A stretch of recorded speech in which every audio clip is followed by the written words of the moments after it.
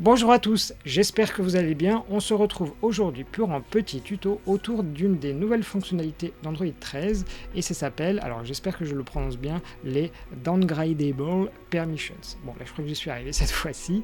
Qu'est-ce que permet cette fonctionnalité? C'est tout simplement si vous aviez accordé une permission dynamique, ça permet de retirer cette permission. Alors là-dessus, avant de regarder comment est-ce qu'on fait pour Android 13, en réalité ça doit peut-être vous dire quelque chose et c'est lié à ce qu'on appelle l'App Hibernation. Donc ce truc-là existe depuis Android 11 et typiquement si vous n'utilisez pas votre application au bout d'un certain temps, en fait automatiquement les permissions sont retirées par le système. Alors là-dessus, ce qui est absolument terrible dans la documentation, c'est qu'on nous dit quelle est la durée en fait, c'est quelques mois. Voilà, donc débrouille-toi à savoir qu'est-ce que ça veut dire, mais bref. Donc pour que ce système soit mis en place, il faut que votre appli cible Android 11 et ça va être mis en place de manière rétrocompatible jusqu'à Android 6. Voilà, au fur et à mesure des mois, ils l'ont mis en place de cette manière-là. Alors qu'est-ce qu'on appelle de l'inactivité? C'est tout simplement si vous ne lancez pas l'application ou dès que, alors je retrouve, où est-ce que c'était? Ici, voilà. Si toutefois vous venez à cliquer sur un widget ou à cliquer sur une notification, à ce moment-là, le compteur d'inactivité repart à 0. Donc ça, c'est le système qui est mis en place de manière automatique. Ensuite, autre manière de faire, c'est imaginons vous aviez une permission et vous n'en avez plus besoin maintenant. Alors je m'explique, par exemple le photopicker. Le photopicker, auparavant, il fallait des permissions pour accéder aux fichiers, des choses comme ça. Depuis Android 13, il existe ce photopicker. Donc, en gros, vous n'avez plus besoin de cette permission. Donc, on pourrait se dire, je peux la révoquer.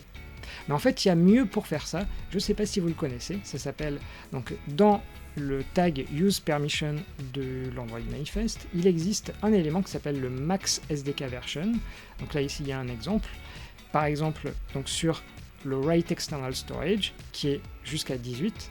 Donc dès que vous êtes en 19, tout simplement, la permission c'est comme si elle disparaissait de l'Android Manifest.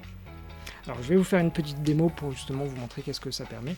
Mais voilà, typiquement si vous n'utilisez plus du tout une permission et que c'est lié à la version d'Android, utilisez plutôt ce mécanisme que le truc de révocation que je vais vous présenter.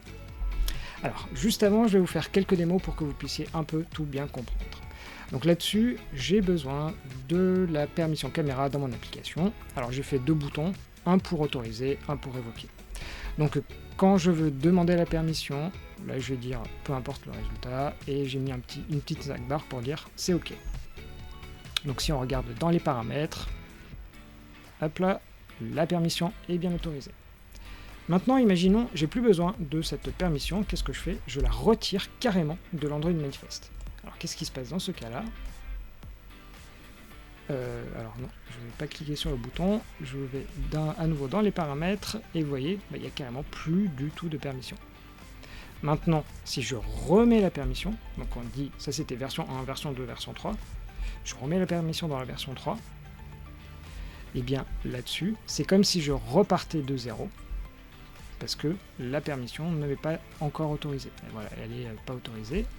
Donc qu'est-ce que je vais faire? Je retourne dans l'appli et j'autorise. Voilà. Donc ça c'était au cas où, si vous aviez envie d'enlever une permission de l'Android Manifest, sachez que quand vous la remettez potentiellement, vous repartez de 0. Donc ça c'était petite parenthèse. Là on va donc repartir sur le fait que donc, dans mon application, j'ai bien la caméra qui est disponible. Et on va imaginer que par exemple vous ayez un login et vous ayez besoin des papiers d'identité d'une personne.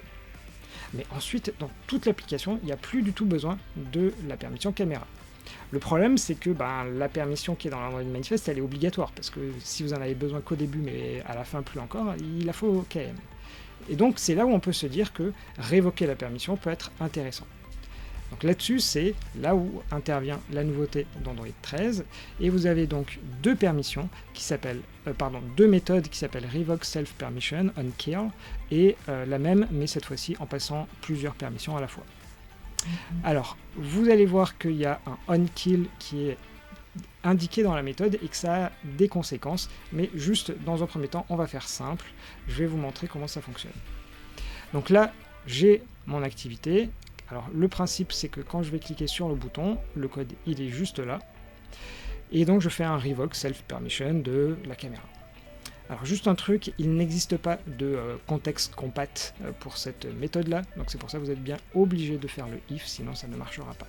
Et deuxième chose à savoir, cette méthode-là, elle retourne un void, et il n'y a rien qui est affiché à l'utilisateur. Donc potentiellement, ce que vous seriez, je pense qu'il faudrait faire de votre côté, c'est par exemple ajouter un toast, ajouter une stack bar pour dire permission revoked. Voilà, je vais l'ajouter, comme ça on l'aura dans l'application et vous verrez bien. Donc là, j'ai bien ma permission de caméra. Et donc là, maintenant, je vais décider de la révoquer. Donc vous allez voir qu'en termes d'interface, il n'y a rien qui se passe. Je clique, permission révoquée. Et donc là-dessus, tout est bon. Si je vais dans les paramètres, vous voyez, la permission, elle est révoquée. Maintenant, si on regarde un peu mieux, le nom de la méthode, ça s'appelle onKill. Et c'est là où il va y avoir un petit truc bizarre. Alors, là-dessus, mon application, je ne l'ai pas encore tuée. Qu'est-ce qui se passe si, imaginons, je redemande la permission pour la caméra? Eh bien, elle est encore autorisée. Et c'est là où c'est un tout petit peu bizarre. C'est-à-dire que mon application, pour l'utilisateur, si vous regardez dans les paramètres, côté permission, je ne l'ai plus. Mais vu que mon process est encore en train de s'exécuter, en réalité, je l'ai encore cette permission. Et vous voyez, j'ai pas besoin de le redemander, c'est accordé de manière automatique. Donc là, je peux encore utiliser la caméra.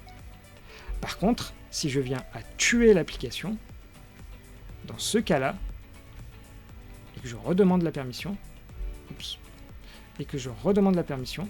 vous voyez, là j'ai bien la pop-up qui apparaît. Donc il faut faire attention, quand ça s'appelle bien onKill, ça veut dire qu'il faut bien que l'application soit supprimée pour que vous perdiez cette permission. Mais en réalité, tant que vous ne tuez pas l'application, vous avez encore la permission. Et là où moi je trouve que c'est dérangeant, c'est que, là je vous le refais, je révoque la permission. Pour l'utilisateur, en fait, lui quand il va aller dans ses paramètres, il a l'impression que la caméra, ça a bien été désactivé, alors que dans les faits, c'est pas vrai. Donc voilà, un petit truc à savoir côté utilisateur, je pense qu'il faudra, vu que de toute manière il faut afficher une information, vu qu'il n'y a pas de pop-up Android pour ça, voilà, il faudra probablement bien l'expliquer pour que tout le monde comprenne ce que ça fait. Donc voilà, si je résume, essayez autant que possible de préférer le use permission avec un max SDK version si ça dépend de la version, par exemple avec le photopicker. Sinon, dans l'exemple que je vous donnais, la carte d'identité dans un login et après vous n'avez plus besoin de la caméra, dans ce cas-là, vous pouvez donc révoquer la permission, mais faites attention au workflow là, que je vous ai expliqué qui est un tout petit peu bizarre. Voilà, on va s'arrêter là pour du coup ce petit tuto. J'espère qu'il vous aura plu, j'espère que vous aurez tout bien compris. Si ce n'est pas le cas, surtout mettez-moi des commentaires pour que je vous explique mieux, je suis là pour ça. Si toutefois, par contre, vous avez tout compris, si vous avez bien aimé la vidéo, surtout n'hésitez pas à faire un petit j'aime, un like, comme vous préférez, et à vous abonner à la chaîne parce que, comme vous savez, ça aide énormément en termes de visibilité. Voilà, moi je vous laisse ici, je vous dis probablement à très bientôt pour d'autres tutos, et je vous dis bonne journée!